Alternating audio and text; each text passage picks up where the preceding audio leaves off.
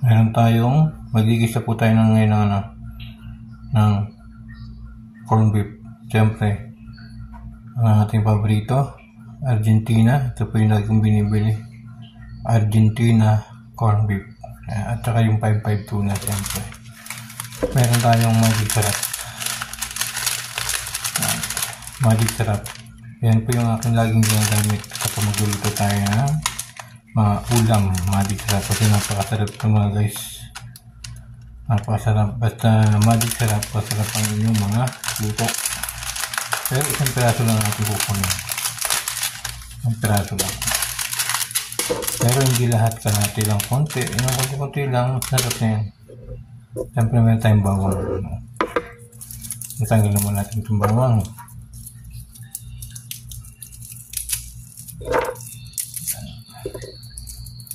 Dapat kasi yung mga ganito, pag binibili tayo nito, dapat igigisa natin. Kasi maraming minsan namumuo yung mga mantika sa loob. Siyempre,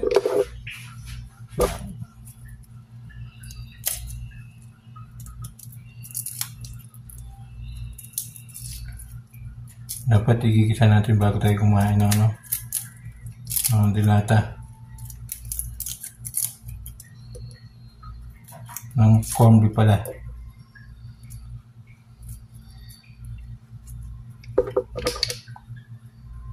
Lagyan natin ng konting bawang.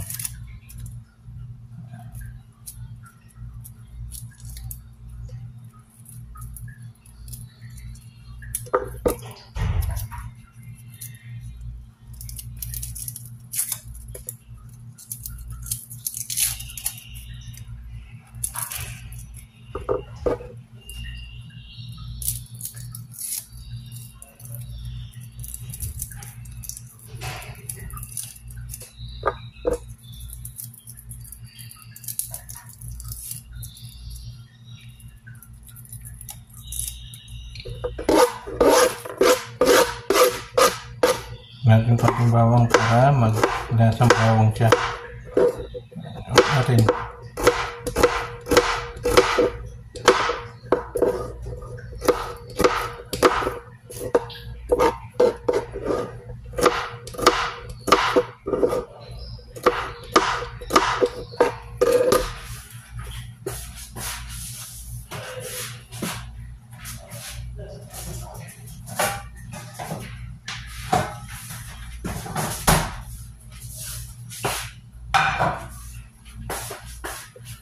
At buksan natin itong ating Argentina.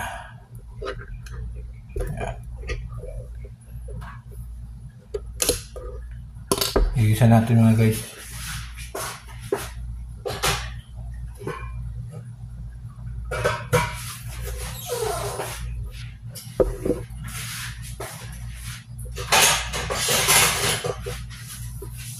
At yung Argentina nilagay natin dito kasi pag kinutsara natin tumatalsik yung mantika.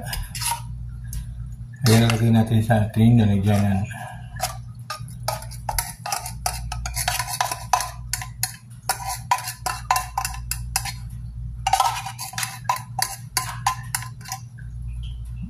Dapat igigisa natin ito. Wala akong patatas mga guys. Ito lang gagawin natin. Igigisa natin. Laro tayong sibuyas, bawang lang. Okay na rin yun. Pampasarap. Ayan. Ayan, abangan niyo po yung ating pagluto nito mga guys. Lutuin na natin. Lutuin tayo ng lagyan natin itong ating bawang. Ayan.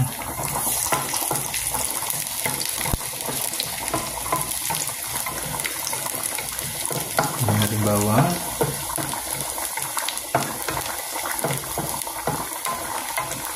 Kailangan medyo kulay brown.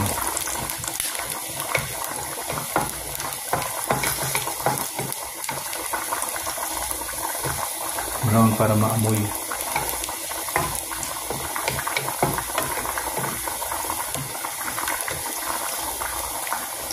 Tapos ilagyan natin yung ating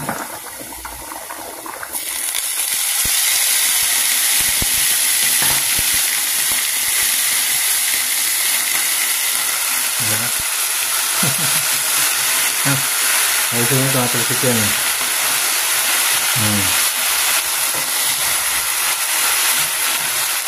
Matalsik yan.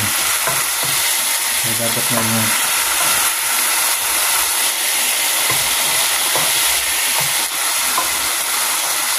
Init na natin guys para matanggal yung mga sebo-sebo. Diba? Kasi pag nakalagay sa dilato yan, may sebo-sebo yan. Yung mga mantigang namumuo.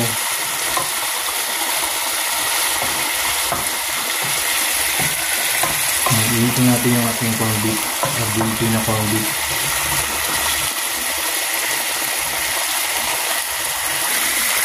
Siyempre hindi mawawala ang ating magic sarap. Lagyan natin magic sarap. Ayan, kami ng konti lang magic sarap.